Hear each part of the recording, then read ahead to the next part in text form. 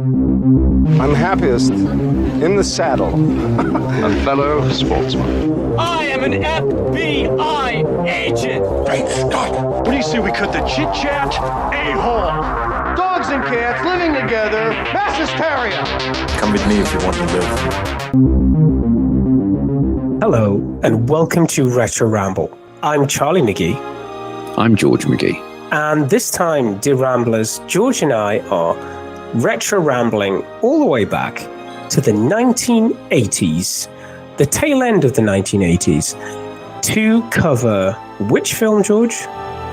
We are covering cult comedy classic, that is Dragnet. 1987's Dan Ackroyd, Tom Hanks, and Christopher Plummer joined. Sir Christopher Plummer, I think. Sir Christopher Plummer. Did he get the knighthood for replacing Kevin Spacey? Amongst many other things, yeah. Okay. So we're going to go... No, he got it for defeating the Nazis as well. Okay. In Sound of Music. We are going to be going to a lot of the usual places, hopefully some new places, but covering some of the films of yesteryear. What else do we need to say, George? This is an independent podcast. If you haven't listened to Retro Ramble before, first of all, welcome. So the purpose of this podcast is Charlie and I are brothers, and we like to go back and revisit the films of our youth. We go into production detail, how these films came to be, the sort of challenges they may have had along the way, casting, challenges, or who was considered, who might have not got the part. And we revisit those films. We look at, what made them so great at the time. Do they still hold up? Have they been remade, spun off into a Netflix series, something like that? But yes, it's a light-hearted look back at these films of the 80s, 90s, and maybe even a little bit of the noughties. As a warning, there may be some mild swearing and definitely some childish humor. We hope you enjoy the show. Probably some bad impressions in there too. Yes, George and I have been watching films since we were very young. So, George, do we have a trailer to set the scene, get people in the mood for Dragnet 1987? Indeed, we do.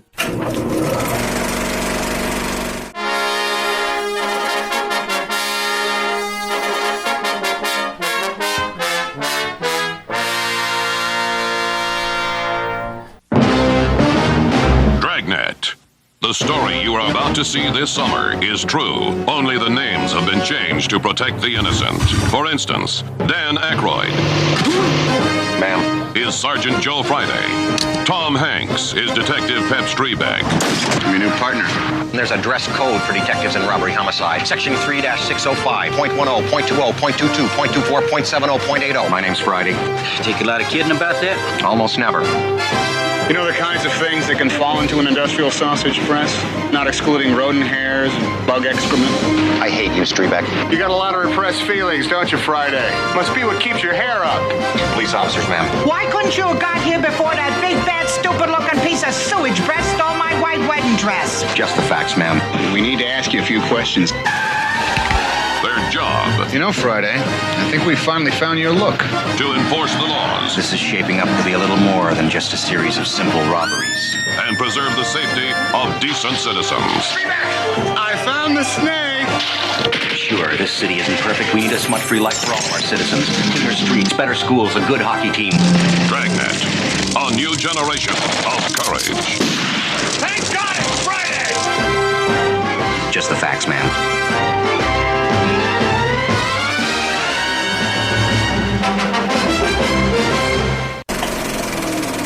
So, a lot to cover in that trailer alone. We must have watched that trailer almost as much as we watched the film growing up.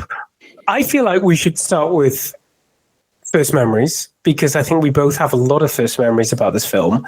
And then I think we could juxtapose that with what actually made this film possible. What do you think?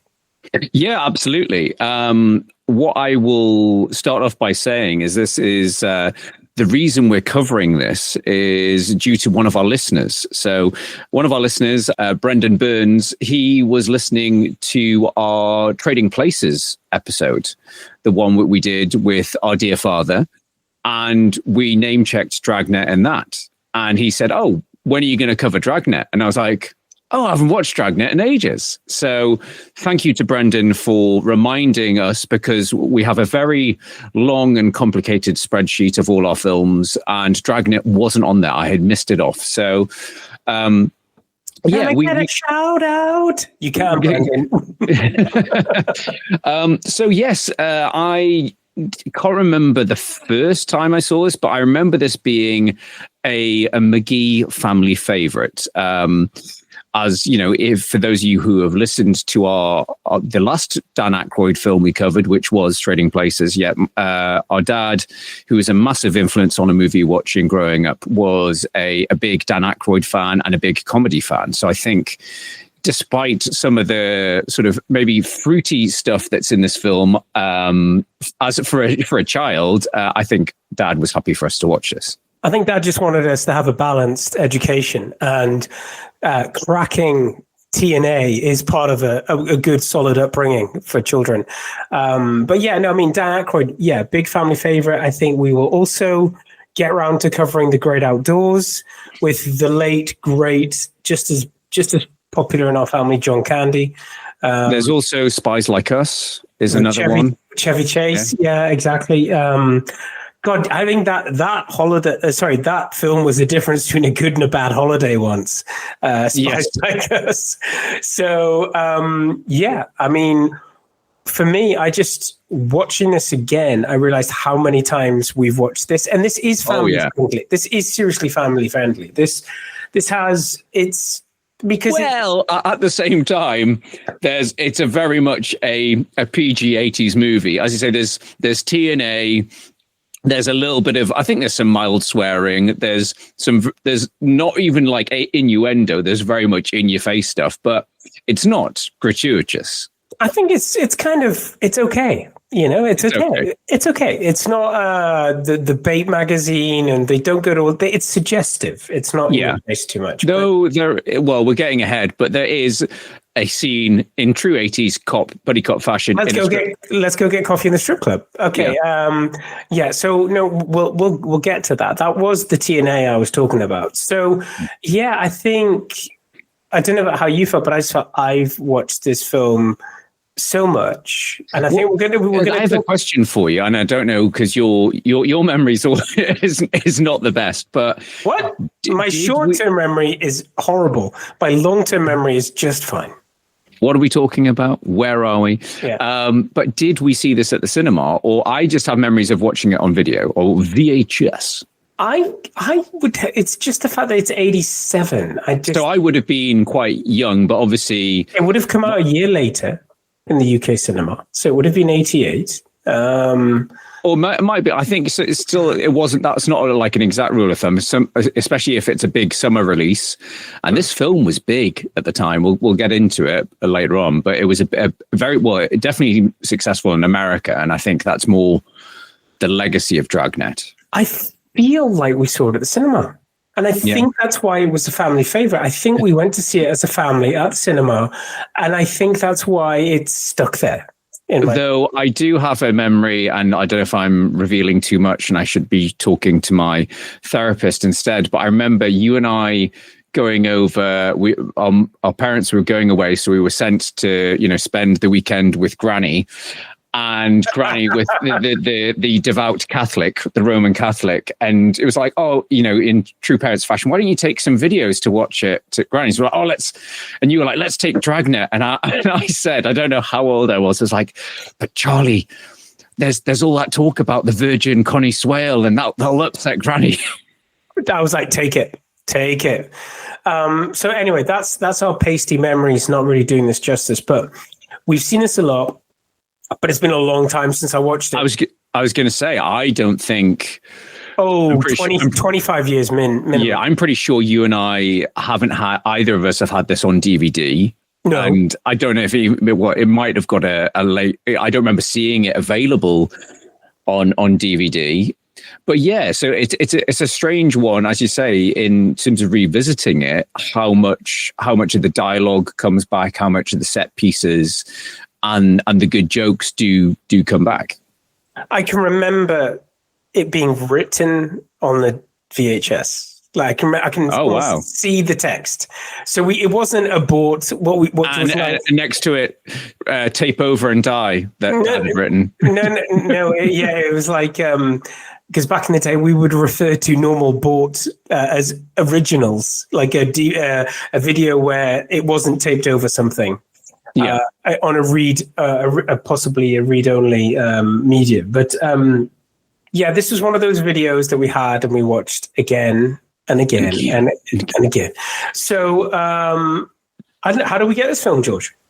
Well, I think before we get into this film, we have to go into the legacy of Dragnet. And I think this is something that completely passed us by at the time.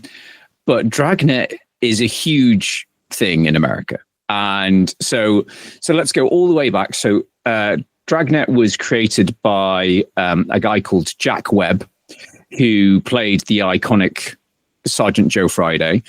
And it started off as a radio series.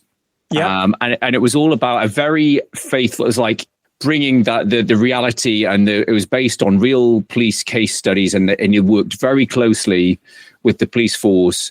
So it was sort of quasi documentary, but obviously it was based on things that had happened. But the original NBC radio series ran from 1949 for 9 seasons till 1957. So over 300 episodes there. It then turned into, it was a television. So it was a radio series. It then merged into a TV series from 1951 to 1959. So 8 seasons. And then it had a revival pretty much 10 years later, Dragnet 1967. And then it was like for every year. So that ran for 4 seasons. There was a spin-off, Adam 12. There was TV movies. Even after this, in 2003, there was a reboot with Ed O'Neill, the guy from Married with Children and Modern Family, starring as Joe. And I think that only lasted maybe 1 or 2 seasons. So it's a big thing in America. And it was something that Dan Ackroyd had obviously grown up with. And Dan Ackroyd was a lifelong Dragnet fan, and he'd even done an impression of Joe Friday on SNL, on his term in SNL. He even says, I've had a fascination with Joe Friday ever since I was a kid. Next to Inspector Clouseau, he's the most famous cop in the world. I've studied his speech inflections, his mannerisms, his walk. If there was ever a character I've always wanted to play, it was this. I'm a huge fan of Jack Webb's. So yeah, it was something I always wanted to do, but I never thought the opportunity would come up because I didn't know who owned the rights to the idea. When Universal called and said they were interested in doing it, I think I made a deal to write the script the following week. So yeah, Universal in the mid 80s got the rights, and I don't know how it got through back to them that Dan Ackroyd was a huge fan. I mean, obviously, there was the SNL thing, but I don't think that was a recurring character. I think it was maybe a one-off. But Dan Ackroyd wrote the script with his writing partner from SNL, a guy called Alan Swibel, and they presented it to Universal. And Universal had a deal with a guy called Tom Mankiewicz. And Tom Mankiewicz, do you recognize that name? I do. I don't know why, but I do. It's my long-term memory. Name check, correct. Tom Mankiewicz is probably best known for his work on the James Bond films. He was a script doctor, so he did a lot of work. He reworked, he came on board sort of for Diamonds Are Forever. He did a lot of the writing for the Roger Moore Bond films, so especially Live and Let Die. He also was brought on by Richard Donner to punch up the scripts for Superman 1 and 2. So yeah, he was very well known as a script doctor. And whilst he'd been doing a bit of TV directing, he was keen to do a feature film. But Universal, ironically, like they set up a deal with him, but they were like, oh, we've got this script for Dragnet from Dan Ackroyd. Can you have a look at it? And he really liked the script. And so he argued, he was like, oh, well, yeah, I'm happy to rework the script. And it was originally offered, for terms of directing, it was originally offered to Ted Kotcheff. And Ted Kotcheff is another name that's popped up on this podcast because he is the man that brought us the first Rambo film, First Blood. Okay. But he's also no stranger to comedy because he did the original Fun with Dick and Jane in the 70s. And after Rambo, talk about this for a juxtaposition, Charlie, he would go on to make beloved classic Weekend at Bernie's. Wow. Okay. From Rambo to Bernie. Okay. Exactly. There's a double bill for you. So, Ted Kotcheff was offered it and he didn't like the script from Dan Ackroyd or from the three writers.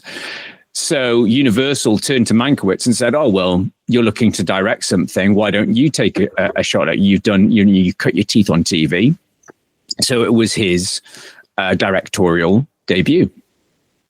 Wow. And I think going back to what you were saying about Dan Ackroyd is that it really did compare. And just to also make clear that even when we saw this, this is what makes me think, I think we went to see this as a family at the cinema, is I feel like I watched this film knowing that it was about a show from yesteryear.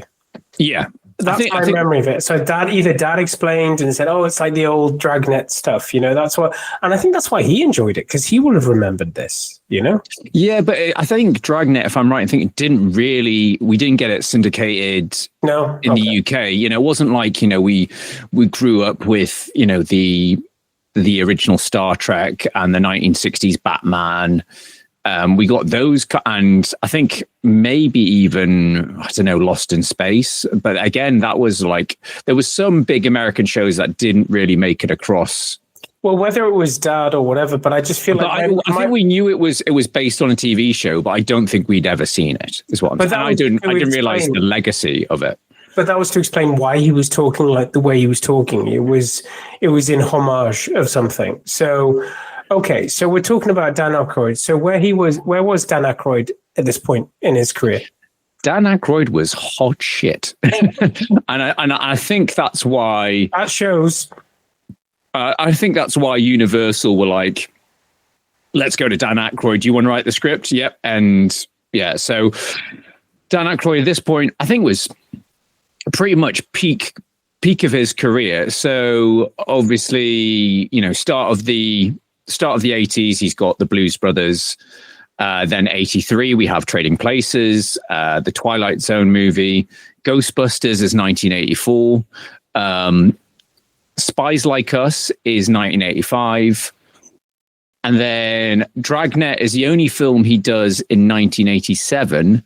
But in 1988, he does 5 films. So there's The Couch Trip, which I've heard of, but I don't think I've seen. She's Having a Baby, The Great Outdoors, Caddyshack 2, which I don't think either of us have seen, but I've heard is just terrible. Revelation. My Stepmother is an Alien. 1989, Driving Miss Daisy, which I think he might have been nominated for an Oscar for that. Ghostbusters 2. And then, it starts the Coneheads. When was Coneheads? Because there was a Coneheads movie. Coneheads is not till 1993. Yeah. And then you've got he's in Sneakers, Chaplin, 92. Sneakers is okay. I haven't seen Sneakers. Yeah. So, I would say that he has a bit of a blip, but it's a bit patchy as you get into the sort of mid-90s. But peak 80s, middle 80s, I think this is his kind of, I say peak of his career, especially his film career. Well, I just feel like it's probably a good time to talk about it. And we obviously will talk about Tom Hanks. But on that, in terms of the height of his career, and what I felt watching this film this time was the budget that must have been invested in this film. I know a lot of it is filmed, as many series and films are, without leaving the state of California. But it's incredible. Like, I mean, he's flying jets, the stunts. The tanks, the stunts, the physical stunts, the car chases, all of that. Well, I guess that was just how films were made by then. Well, that's it. Because I think, obviously, I haven't seen an episode of the original Dragnet, but I imagine it was very much police procedural, very dry, very obviously based on real case files. So nothing too fancy. We grew up with, the police procedural that was The Bill. Yeah. So very mundane, maybe people running down streets. The occasional, car driving fast, but nothing more than that. So, I think this is, maybe it's an inflection of the time of the big 80s action movie of, yes, it's a comedy, but we need to amp this up. We need a few car chases. We need a tank. And that was something I was watching this with my wife, and she was like, do the police really have a tank? And is like, do you think, how did that tank get up that hill so quickly? Sort of like, shut up. All of the vehicles the police use are completely true and real to life. Now watch him in this jet. Yeah, police, of course he has a jet. Of course that happens. I think that might be a little bit of a sign of the times. Obviously, you're looking at, this is the era. It's the same year as Predator. We've already had Commando and Rambo, so maybe it is that action escalation bleeding into comedy. We need to up the stakes. But that's why I wanted to talk about this when we're talking about the ascendancy of Dan Ackroyd, because why not have a jet? Let's put a siren in the jet, put protect and serve on the side of the jet. And it goes to places, but I think there's a I don't know if you feel the same. There's a lot of nostalgia going on. It's hard for me to look at this today and say, is this a good film? But it is a solid film. But I think I'm a bit mired by the fact that I loved this so much growing up. I have so many happy memories of watching this film. I appreciate all of the comedy at different ages, because I think I watched this as a very young child, as a teenager, and probably as an older teenager, and then I stopped watching it. Yeah, it's a funny one. I was thinking as I was watching it this time round, I definitely had that. I had the nostalgia and remembering some of the great jokes and delivery in it. But I was thinking it's a bit of an odd film in terms of it's a comedy, it's got those action bits, but it's almost like one step removed from being a Hot Shots, a top secret, a Naked Gun. It's not too crazy. He loses his job, God damn it. But it's in the realms of, there's far-fetched stuff and ludicrous stuff with the plane and stuff, but it's still fairly grounded in terms of the story. It's got a bit of politics and what have you. But I found myself wondering, watching it this time around, how it went down with audiences. Obviously, it turned out to be a big hit, but were there some Dragnet purists that like, oh no, Dragnet was a serious show and they're just making a mockery of it, Do you know what I think? I think that impression, that internalization of, was it Jack Webb, Joe Friday, whatever it was that Dan Ackroyd went through, him bringing that, because that is throughout. It's the narration through. And to be honest, it sets up, because you know how they say the best jokes in the world, it's like inflating a balloon, and the punchline pops it just at the right point. And I feel like his narration is inflating the joke, like in all the times. Like, it's an amazing performance, and you can see the passion and the love that goes into that portrayal. And you can see, it's funny, I thought before I did the research on this, how much of that just bleeds into his other roles. Yeah, his other roles of the like fast the Lewis Winthorpe, the fast, snappy, the rate that he can deliver information at and dialogue at. It's so rat-a-tat-tat. It was such, and I saw a really interesting quote about Dan Ackroyd about someone was doing a retrospective on the best SNL performers of all time. And he was in the top 5, but people said the most interesting thing about Dan Ackroyd is he is the hardest of those top 5 to imitate, for people to riff off. Obviously, Eddie Murphy is hugely influential, and Bill Murray and Chevy Chase have their style, but basically Dan Ackroyd was one of a kind in terms of the way his mind worked and the way he delivered stuff and the different characters he could inhibit. Yeah, I think he was a very talented man. Obviously, he's still with us.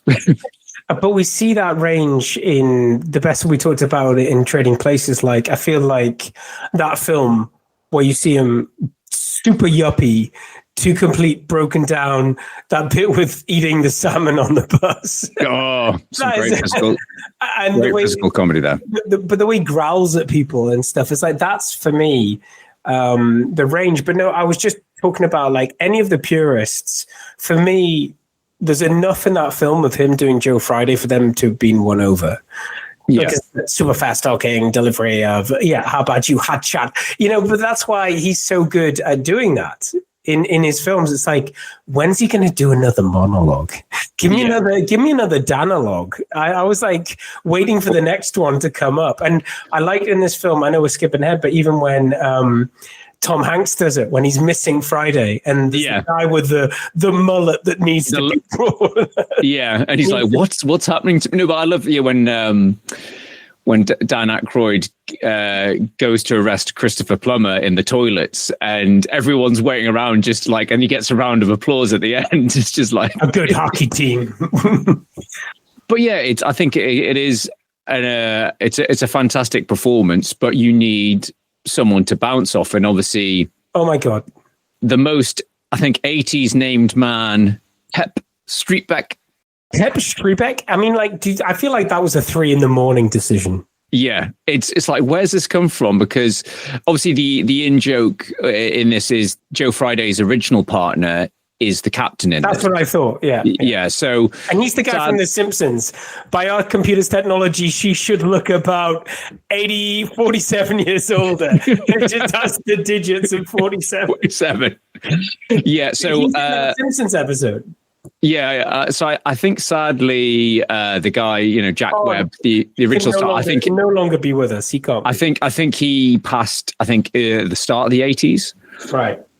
But yes, they still had what's his face, Harry Morgan as Captain Bill Gannon. So yeah, he was one of, obviously over the many series of Dragnet. Joe Friday had lots of different partners, but I think Harry Morgan was one in the revival in the 60s. Yeah. And I think that was originally going to be a cameo, and he was just like, and obviously he was big because he was also in MASH. We had MASH. Yeah. That was another one we had. So he was in MASH, and he actually turned around and said, oh no, if there's a bigger part, I'd totally be up for playing it. Just to summarize all of that, like we're talking about Dan Ackroyd being very to his own. I think he bridges that gap is that he'd been brought up in a different era.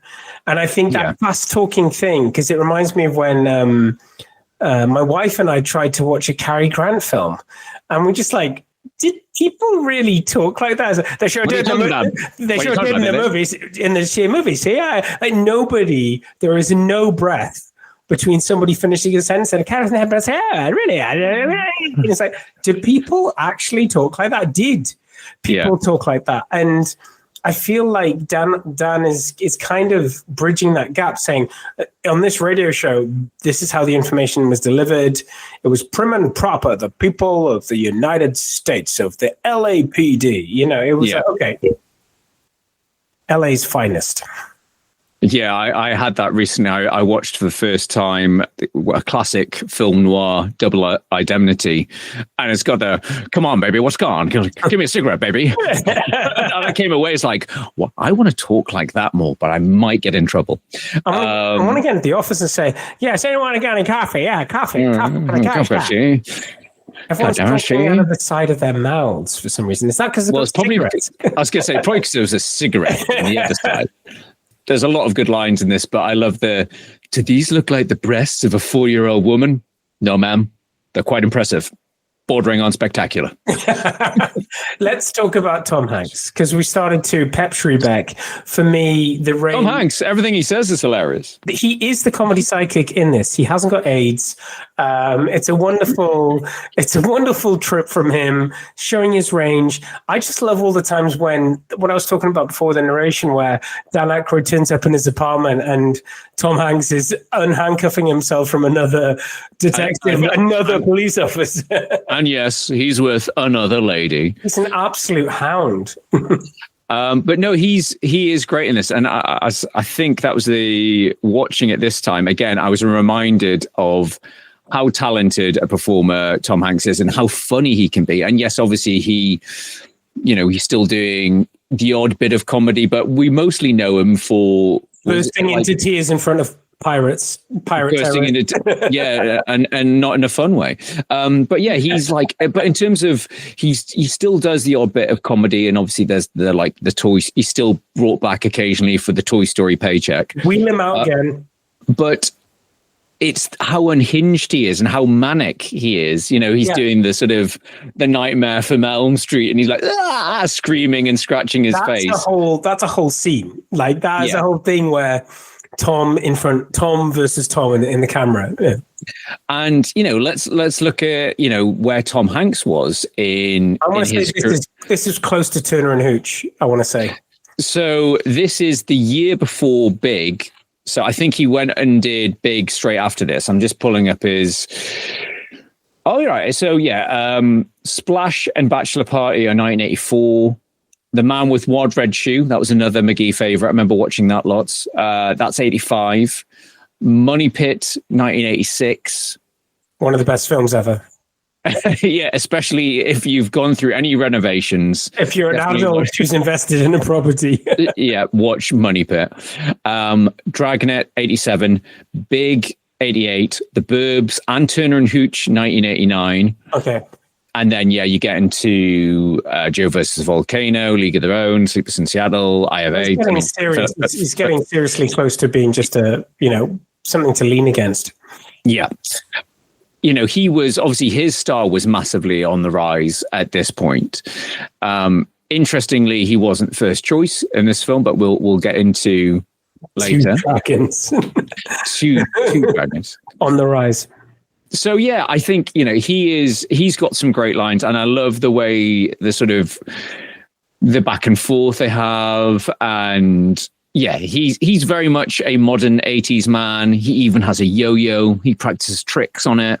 I think one of the standout scenes in this film, and again, this is tapping into our nostalgia, and we always had a lot of fun, is the Pagan Festival. Yeah, the Pagan Festival, when he's doing a little thing with the dogs. They've got the drugs. There's the cops. There's the snake. There's the all of and them. then it's them back at the office reenacting it to the chief when they're doing the goat dance. There's some great physical comedy in this, and it's the fact that there's like Dan Ackroyd's delivery of and there's all the narration on top with the we got some very was it very authentic outfits from the undercover department, and the way they come out, it's so ridiculous. So we haven't really talked about, obviously, Christopher Plummer is one of the best bad guys ever. I'm sorry. And he is hamming it up rotten towards the end. It's like, my detective, I'm counting on it. And it's like, he's having a great time. I feel like you and I were like almost, it was Dr. Evil. It was like, there was this, and then there was Dr. Evil. It's just like, hello, my precious.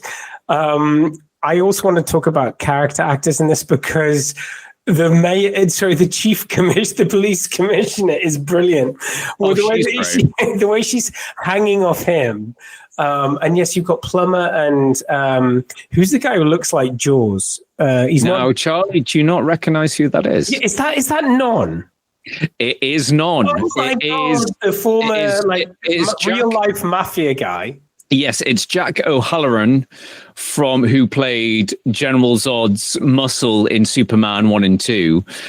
So yes, he's very much reminiscent. He's lost the beard, and he does look. I think even my wife's lines in this.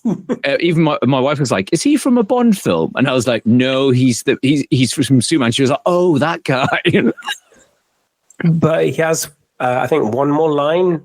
He has a lot of, and it's mainly. I remember saying this as a kid: "Blow it out your pants, copper." Yeah, we said that a lot. And I forgot your this straw and your balls. But yeah, he's good foil in this. He does act a bit of a Bond henchman. And I forgot how much of it he's in it. He keeps coming back.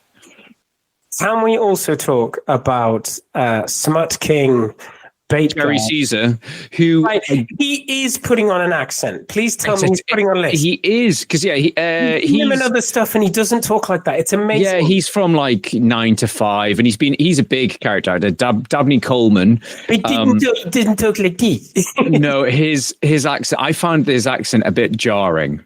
Yeah. It's a bit too much because it's Southern and with a lisp. Yeah, it's like, but just go full Hugh Hefner. If you're going to do Hugh Hefner at the mansion, surrounded by babes, what did Hugh Hefner sound like? I don't know. Hugh Hefner was very, just talk like this all the time. He was very sort of matter of fact. So maybe he's trying to distance himself from Hef and create his own character. Yeah, I just felt like he was Eddie Murphy pretending to be a side character. Yeah. Yes, pretty much. But yeah, there are some good character actors in this. I say there's. And we talk about Tom Hanks's character spotting all of the that joke never gets old in this film. I'm sorry, but knowing all their like favorite things. Their month names. Like it's April. But like it's in the middle of the film, but then it's also right at the end when there's something really bad is happening, and he keeps name checking all of them. Saying, I know every single babe girl by name. I thought it was a good little trick. No, it is. It's a nice little running joke. But yes, this has a lot of the running jokes. A lot of running jokes throughout. A lot of running jokes. It's got a lot of 80s staples. So you've got multiple car chases. You've got a strip club scene. You've even, Charlie, we're going to have to remind me. We're going to have to fade out this episode with the Dragnet rap. We're not talking about it yet. I wanted to get to that. I wanted to save it till the end, but I don't know. Okay.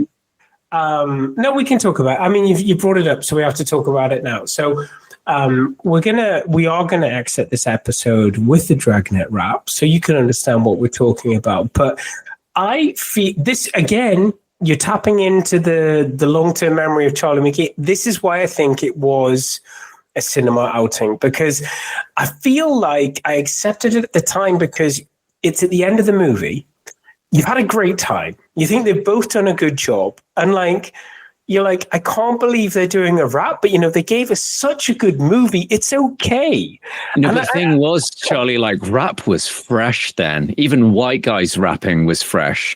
And the funny thing is, we just covered recently on our Patreon, we did The Monster Squad.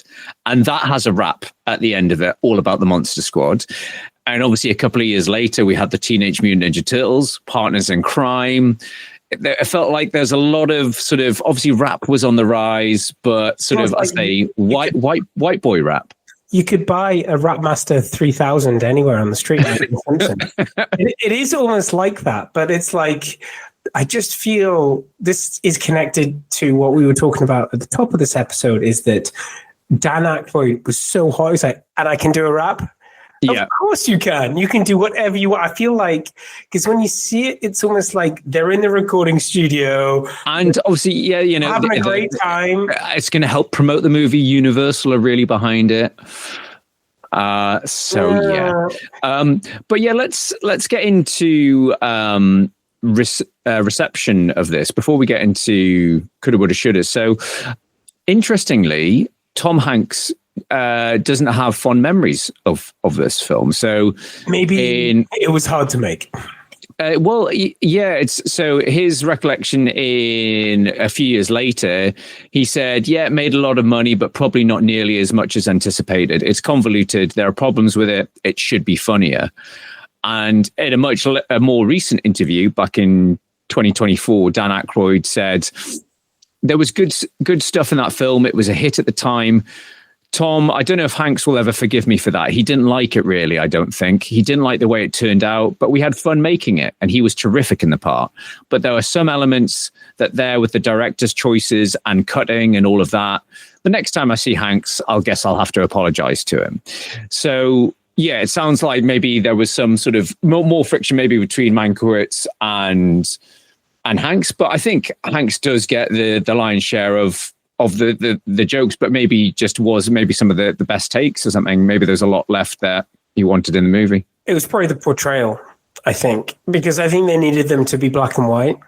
And I think that there was probably, I mean, I'm second guessing here, but from reading between the lines of those two comments, obviously it's in the editing.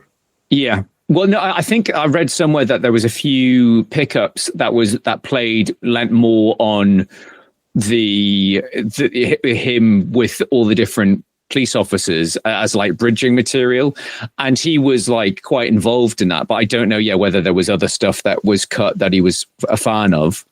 But yeah, this film was a huge success. It was one of the biggest, biggest films in the box office in the States. It was released the same week as Spaceballs and Full Metal Jacket, and performed better than either of them. But ironically, it has not as remembered as well as either of those two films, I would argue. I would kind of argue in some way that this film is fairly forgotten. Yeah, and I think that's why it's not shown up on TV. It's not shown up on DVD. We haven't watched it over the years for a reason. It was, I think, a sign of the times. And it also, let's be fair to it, it was celebrating a time beyond in the 80s.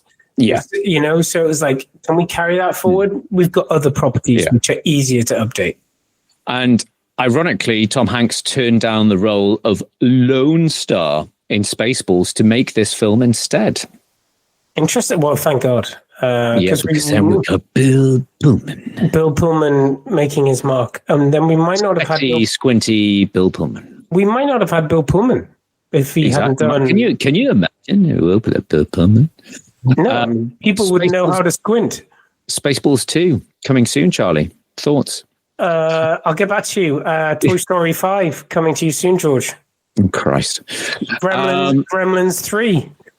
Speaking of alternative casting, shall we do coulda, woulda, shoulda? Let's do coulda, woulda, shoulda. So, for the uninitiated, coulda, woulda, shoulda is where George enlightens me and you, that's the audience, on actors that were considered for the role but didn't get the part. So, for Dragnet, who's considered?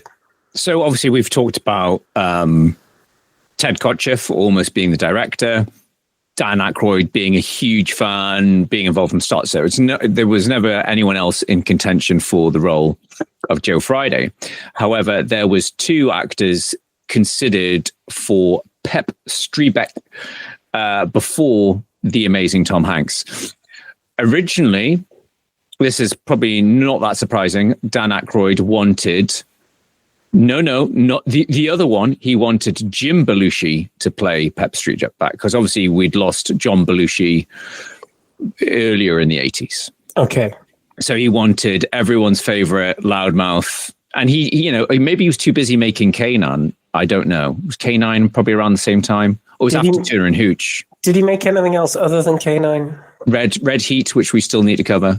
That's with Arnie. Exactly. He was always the comedy foil. It's you and an Alsatian. It's you and Arnie.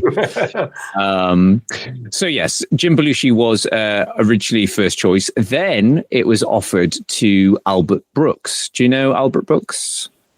Yeah, because he was in Drive. I know. Yes, he's very good in Drive. But Albert Brooks was, and it's a very good against typecasting in Drive because he's very, very horrible in that movie. But he was a funny guy. Yeah, he was a very lovable comedy actor in the 80s. So yeah, he was offered the role and he's apparently turned roles down, two roles that Tom Hanks eventually took. So first was Pep Streebek, and he also then would go on to turn down the role in Big because he didn't feel comfortable playing a grown-up child.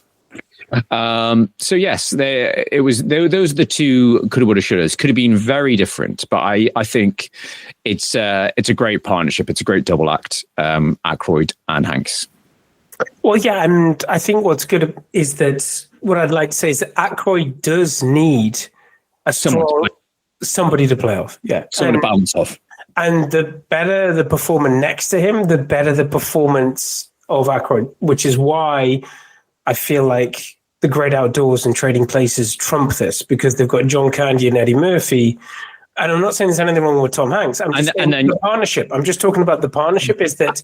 And you look at the Blues Brothers, he's obviously the very monosyllabic straight man.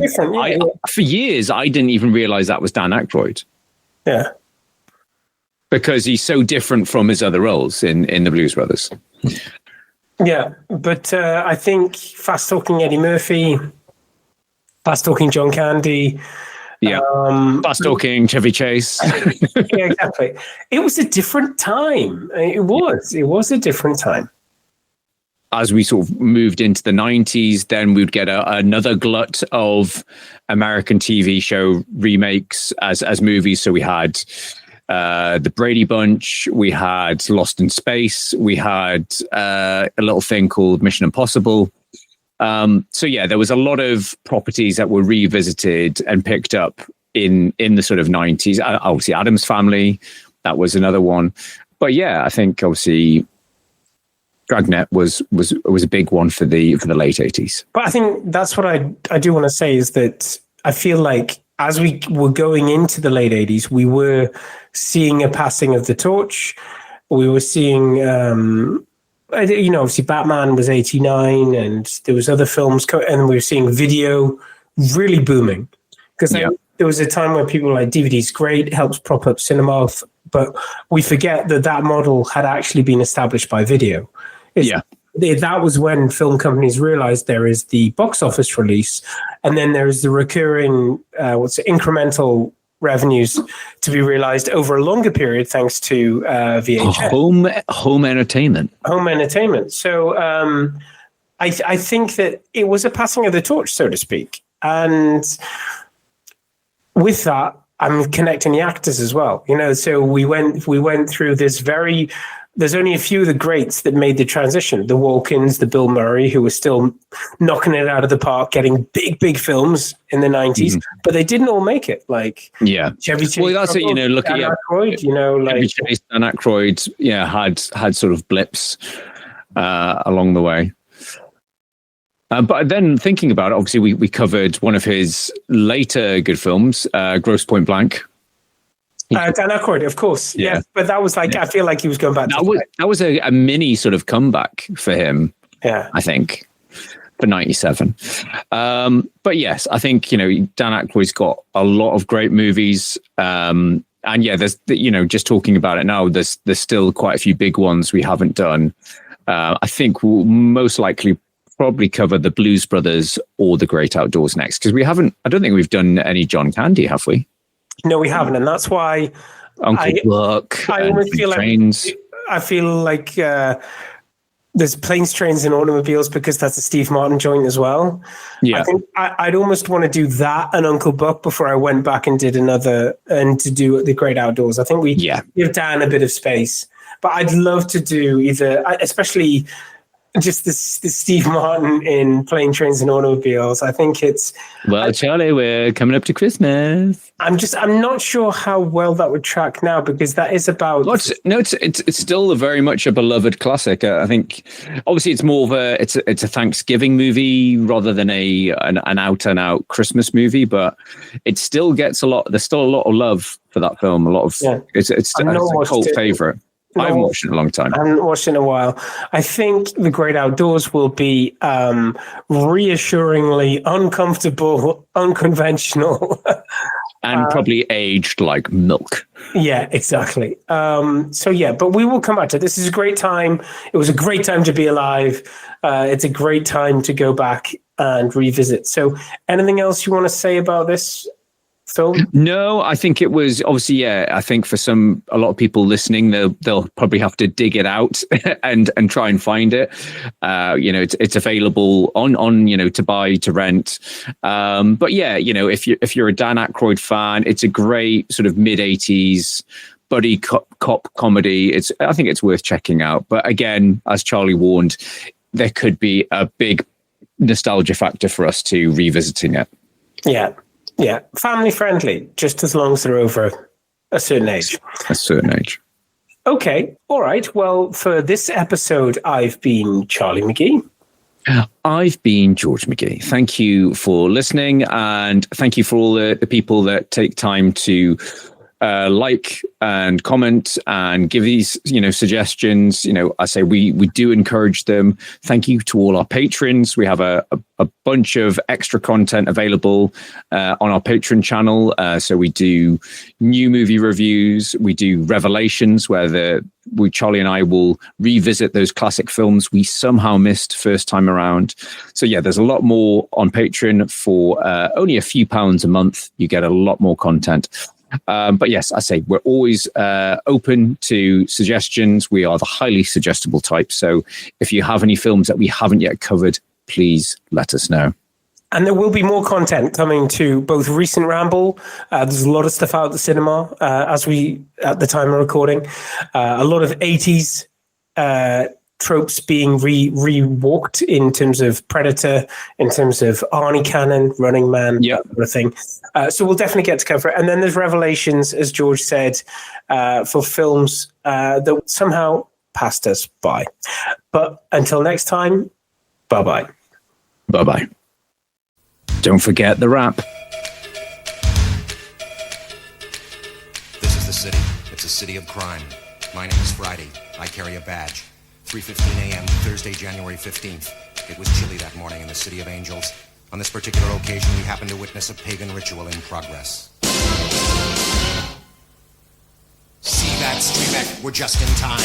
We have stumbled into a major crime. They got the girl all frightened. Now that's not nice. I think she is the subject of a sacrifice. Buddy, we're putting this party on ice. But don't you know we really ought to read them their rights? Read them their rights. Read them their rights.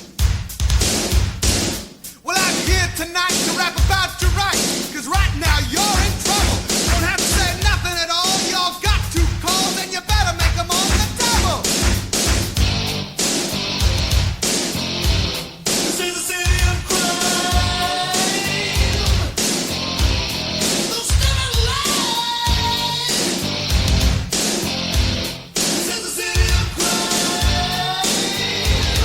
You better be paying your judge's time. You're a dangerous mob, and it is our job to bust you all for being violent. While we are here, let's state it clear. You have the right to remain silent. Well, excuse me, comma, Mr. Crime Stopper, what is wrong with what we're doing? We just like to dance in our goatskin pants around this ancient ruin. Now, it's not so funny that it costs big money if you ever have to hire a lawyer. It's my duty to inform you and my pleasure to warn you. We'll provide one for you. This is the city of crime. Don't stand alive. This is the city of crime. You're looking at tonight. Now you know what you've been doing is a serious crime. And you'll probably be doing some serious time. In case you might be worried about the friends you lose. At least I get to see you on the evening news. It's a new sensation. We go down to the station. You're gonna answer some questions. And have some refreshments. What is your full name? What were you doing on January 15th of this year? All we want is the truth, mister. What were you doing in the location in question? What is the purpose of your pagan organization? Whoa, you can't say nothing on me, Thomas. Well, excuse me. Don't use, abuse, or refuse me. It's no joke. I'm broke. For my rights I can and will invoke. I'm homeland and I'm lonely. But the state cannot disown me. It ain't funny. I might want money to take home to my honey. This is the city of crime.